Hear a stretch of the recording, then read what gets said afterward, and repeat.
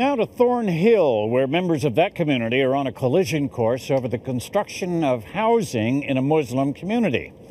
Pam Seidl's live tonight with those concerns ahead of a major meeting planned for tomorrow. Pam.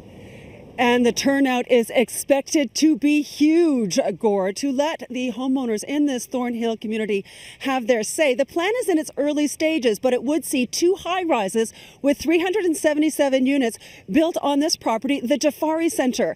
Now, the residents who live right beside the property say they don't want their nice, low-density neighborhood become overcrowded.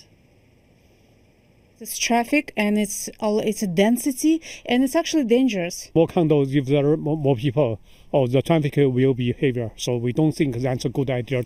Residents of Thornhill Woods in the Highway 7 and Bathurst area are upset about plans to develop land in their neighborhood.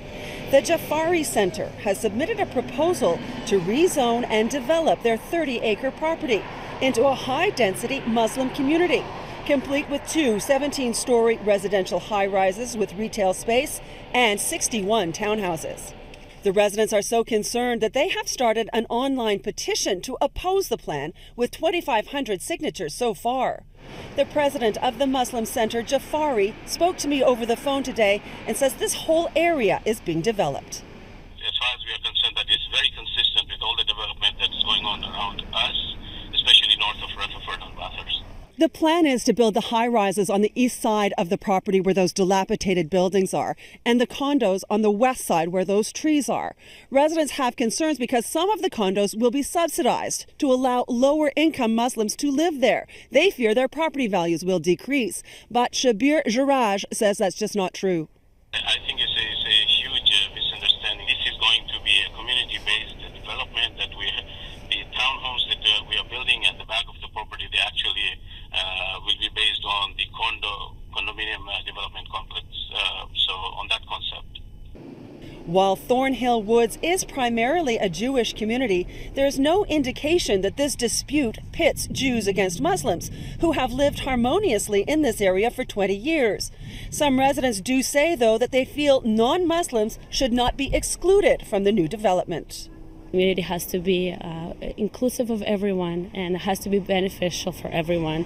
And I think we don't want a segregated community within Thornhill Woods. Your housing will only be eligible for people from the Muslim community, yes? Of course, because we are building it, we are paying for it. How is that inconsistent with other communities that have come before us and that have established similar developments? The councillor for this area has heard and understands the residents' concerns, but she can't say yet if this is the right or wrong move. More will be revealed at a public consultation meeting tomorrow night. If they meet the proper planning, if they're able to meet all the requirements that's needed, which we have a good, very high standard of it too, and if they can meet all those, then we can move forward.